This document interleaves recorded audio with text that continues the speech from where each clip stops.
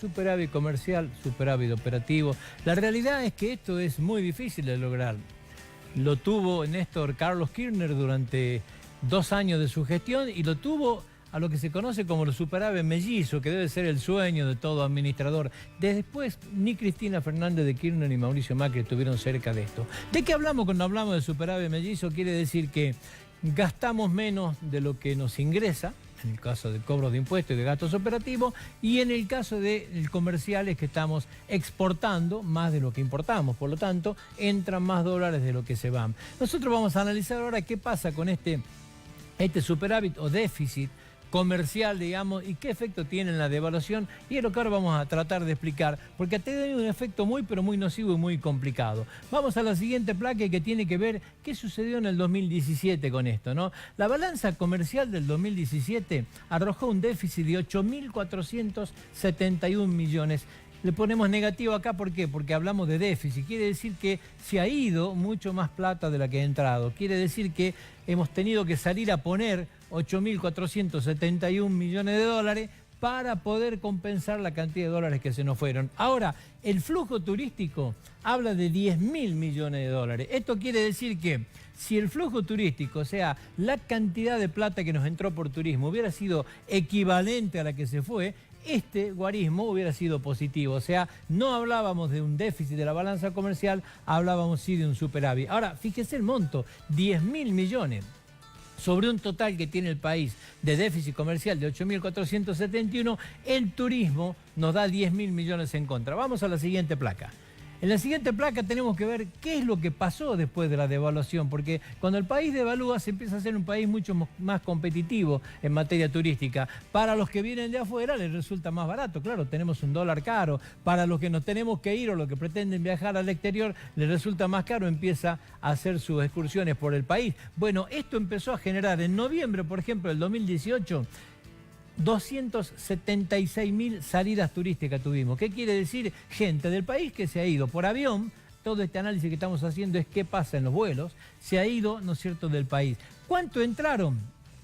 Perdón, mejor dicho, ¿cuántos fueron en noviembre del 2017? 344.900. Quiere decir que hemos tenido una disminución de la gente que se va a vacacionar fuera del país en avión del 19.80%. Vamos a la siguiente placa donde vamos a ver la inversa, o sea, la llegada de turistas. La llegada de turistas en noviembre del 2018, 274.600. ¿Cuánto fue en el 2017? En el mismo mes, 244.500. Quiere decir que hemos tenido 30.100 turistas más. Esto quiere decir un crecimiento del 12.30%. Claro, pero de esto que estamos hablando. Hoy tenemos una moneda, ¿no es cierto?, que ha sido devaluada. El turista que viene con dólares le resulta más barato, la gente empieza a llegar al país, tiene un efecto positivo sobre la balanza turística. Vamos a la próxima placa.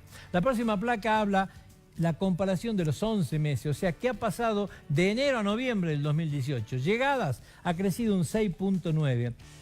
Quiere decir que si comparamos los 11 meses del 2018 con los 11 meses del 2017, tenemos casi un 7% más de gente que ha venido al país. ¿Qué pasó con la salida? A pesar de lo que estamos hablando, de estos números que tenemos, en los 11 meses nos sigue dando un 0,3% de balanza negativa. Quiere decir que en este 2018 se ha ido más gente que en el 2017, a pesar de la devaluación. ¿Por qué? Porque enero, febrero, marzo y abril ha sido impresionante la cantidad de gente que ha salido. ¿Esto qué estaba indicando? Estaba indicando que para el país los 10.000 millones de dólares de balanza comercial negativa que teníamos en el año pasado iba a quedar muy chico comparado con el 2018, y esto daba miedo, porque ¿qué significaba? Si ese guarismo se iba a 14 o a 15.000 millones, había que salir a conseguir crédito por 15.000 millones para cubrir la balanza negativa. Este es el impacto que estamos hablando. Vamos a la próxima placa.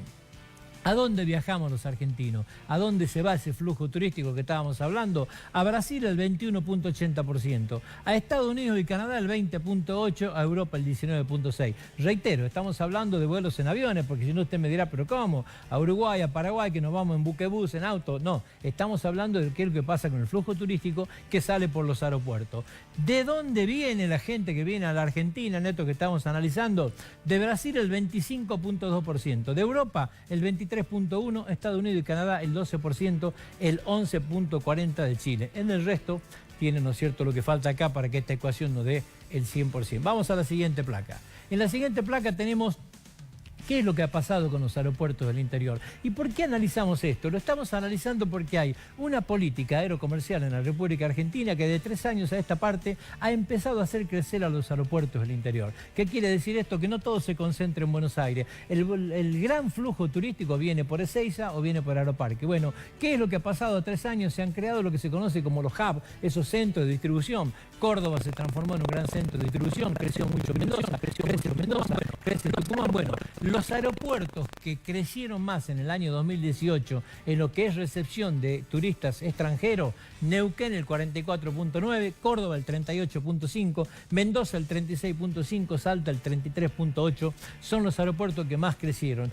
Ahora con la autorización de nuevas líneas, lo que se habla de Andes, lo que sale de Norwegian, lo que ha empezado a crecer la línea argentina, bueno, empieza a haber cada vez más flujo turístico de movimiento que salen desde aeropuertos del interior hacia el exterior. En esto están creciendo todo, hasta Jujuy empieza a planificar vuelos que tengan que ver con salidas. Hoy leíamos lo que podía ser, ¿no es cierto?, las autorizaciones de línea que se hicieron a Andes. Después viene, cuando uno tiene esto, decir, bueno, autorizaron a Andes a salir desde Jujuy al Caribe, a Brasil, a Estados Unidos, bueno, pero después viene el trabajo fuerte que hay que hacer desde la política para consolidar esto, por supuesto. Pero esto marca a las claras cómo ha ido cambiando esta política aerocomercial en la República Argentina. Ahora, que Jujuy no esté en la última placa, no figure en esto, ¿qué quiere decir? No ha tenido flujo turístico extranjero, todo lo contrario. Ha crecido y ha crecido mucho, cada vez más extranjeros vienen a la provincia de Jujuy. La política que se abre en esto tiene su aspecto positivo. ¿Qué es lo que le estamos queriendo decir? La devaluación